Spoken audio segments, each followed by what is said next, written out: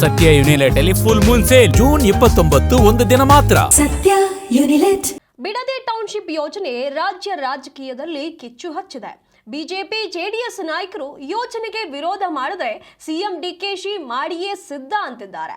Township ವಿಚಾರ CM DKShi ಹಾಗೂ ಕೇಂದ್ರ ಸಚಿವ ಎಚ್ಡಿಕೆ ಪಾಲಿಗೆ ಪ್ರತಿಷ್ಠೆಯ ಪ್ರಶ್ನೆಯಾಗಿ ಪರಿಣಮಿಸಿದೆ.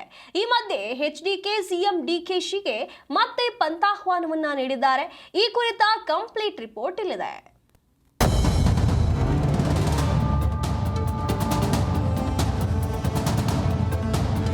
ಸರ್ಕಾರ ಆಗ್ಬೋದು ಅವ್ರನ್ನ ಕರೆದು ಕೂತ್ಕೊಂಡು ಮಾತಾಡಿ ಇಚ್ಛೆ ಇದ್ದವರು ಕೊಡಿ. ಬಿಡದಿ ಟೌನ್ಶಿಪ್ ವಿಚಾರ ಇದೀಗ ಕಾಂಗ್ರೆಸ್ ಬಿಜೆಪಿ ಜೆಡಿಎಸ್ ನಡುವಿನ ಜಟಾಪಟಿಗೆ ಕಾರಣವಾಗಿದೆ. ಯಾವುದೇ ಕಾರಣಕ್ಕೂ ಟೌನ್ಶಿಪ್ಗಾಗಿ ರೈತರ ಜಮೀನು ಸ್ವಾಧೀನಪಡಿಸಬಾರದು ಅಂತ ವಿಪಕ್ಷಗಳು ಧ್ವನಿ ಎತ್ತಿವೆ.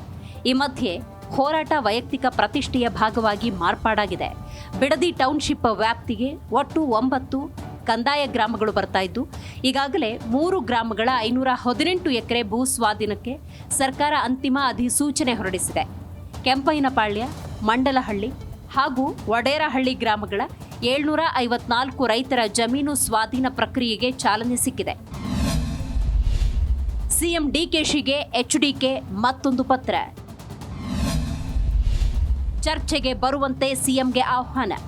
ಈ ನಡುವೆ ಸಿಎಂ ಡಿಕೆ ಶಿವಕುಮಾರ್ ಕೇಂದ್ರ ಸಚಿವ ಪಂಥಾಹ್ವಾನದ ಸಮರ ತಾರಕಕ್ಕೇರಿದೆ. ಸಿಎಂ ಡಿಕೆ ಶಿವಕುಮಾರ್ಗೆ ಕುಮಾರಸ್ವಾಮಿ ಮತ್ತೊಂದು ಪತ್ರ ಬರೆದಿದ್ದಾರೆ. ಜೂನ್ 27ರಂದು ಬೈರಮಂಗಲಕ್ಕೆ ಬರ್ತಾ ಇದ್ದೀನಿ, ನೀವು ಅಧಿಕಾರಿಗಳ ಜೊತೆ ಬನ್ನಿ, ರೈತರ ಅಹವಾಲು ಕೇಳಿ, ಸ್ಥಳದಲ್ಲೇ ಕೂತು ಸಮಸ್ಯೆ ಬಗ್ಗೆ ಚರ್ಚೆ ಮಾಡೋಣ ಅಂತ ಆಹ್ವಾನ ಕೊಟ್ಟಿದ್ದಾರೆ. ಮೊನ್ನೆ ಎಚ್ಡಿ ಕುಮಾರಸ್ವಾಮಿ ಪಂಥಾಹ್ವಾನಕ್ಕೆ ಪ್ರತಿಕ್ರಿಯೆ ನೀಡಿದ್ದ ಮುಖ್ಯಮಂತ್ರಿ ಡಿಕೆ ಶಿವಕುಮಾರ್ ವಿಧಾನಸೌಧಕ್ಕೆ ಬನ್ನಿ ಎಂದಿದ್ರು. ಆಗ ರೈತರ ಮಧ್ಯೆ ಕೂತು ಚರ್ಚೆ ಮಾಡೋಣ ಅಂತ ಕುಮಾರಸ್ವಾಮಿ ಪ್ರತಿ ಸವಾಲ್ ಹಾಕಿದ್ರು.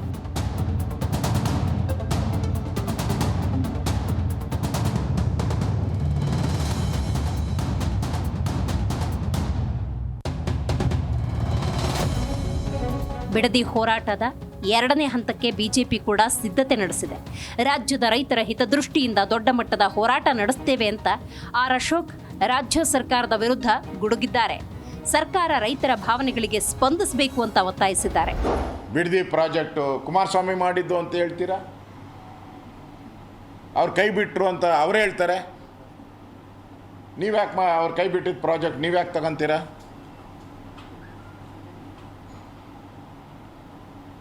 ಅದರಿಂದ ಈ ಬಿಡದಿ ವಿಚಾರವಾಗಿ ನಾನು ನಮ್ಮ ಅಧ್ಯಕ್ಷರ ಜೊತೆ ನಿನ್ನೆ ದೆಹಲಿಯಲ್ಲಿ ಕೂತು ಚರ್ಚೆ ಮಾಡಿದ್ದೀರಿ.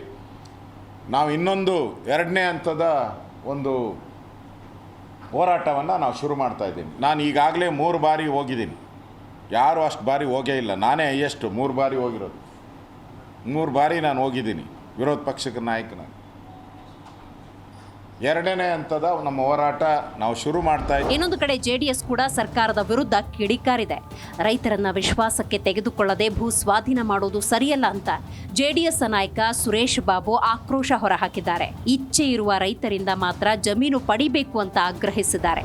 ಇವತ್ತು ಬಿಡದಿ ಟೌನ್ಶಿಪ್ ವಿಚಾರದಲ್ಲಿ ನಾನು ಮಾತಾಡಬೇಕು ಅಂದರೆ ಅಲ್ಲಿ ಸೌಜನ್ಯಕ್ಕೆ ಆದರೂ ಕೂಡ ರೈತರನ್ನ ಕರೆದು ಮಾತಾಡಿ, ಇವ್ರ ಅಧಿಕಾರಿಗಳಾಗ್ಬೋದು, ಇವ್ರ ಜನಪ್ರತಿನಿಧಿಗಳಾಗ್ಬೋದು, ಸರ್ಕಾರ ಆಗ್ಬೋದು, ಅವ್ರನ್ನ ಕರೆದು ಕೂತ್ಕೊಂಡು ಮಾತಾಡಿ ಇಚ್ಛೆ ಇದ್ದವರು ಕೊಡಿ, ಇಲ್ಲದೇ ಇದ್ದರೆ ಯಾವ ರೀತಿ ಮಾಡಬೇಕು ಅನ್ನೋ ಆಲೋಚನೆ ಆಮೇಲೆ ಅವ್ರು ಮಾಡೋ ಅಂಥ ಕೆಲಸ ಮಾಡಬೇಕಿತ್ತು. ಇಲ್ಲ ನಾನು ಮಾಡೇ ತೀರ್ತೀನಿ ಅಂತಕ್ಕಂಥ ಒಂದು ಹಠದ ಮನೋಭಾವಕ್ಕೆ ಇವ್ರು ಏನಾದ್ರು ಕಾಲಿಟ್ಟರೆ ಖಂಡಿತ ಅಲ್ಲಿ ಒಂದು ಕೆಟ್ಟ ಪರಿಣಾಮವನ್ನೇ ಇವರು ಎದುರಿಸಬೇಕಾಗ್ತದೆ.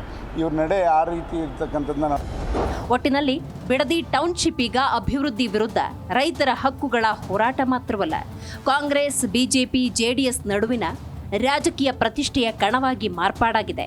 ಸದ್ಯ ಎಚ್ಡಿ ಕುಮಾರಸ್ವಾಮಿ ಬರೆದಿರೋ ಪತ್ರಕ್ಕೆ ಮುಖ್ಯಮಂತ್ರಿ ಡಿಕೆ ಶಿವಕುಮಾರ್ ಏನು ಪ್ರತಿಕ್ರಿಯೆ ಕೊಡ್ತಾರೆ ಅನ್ನೋದೇ ಕುತೂಹಲ.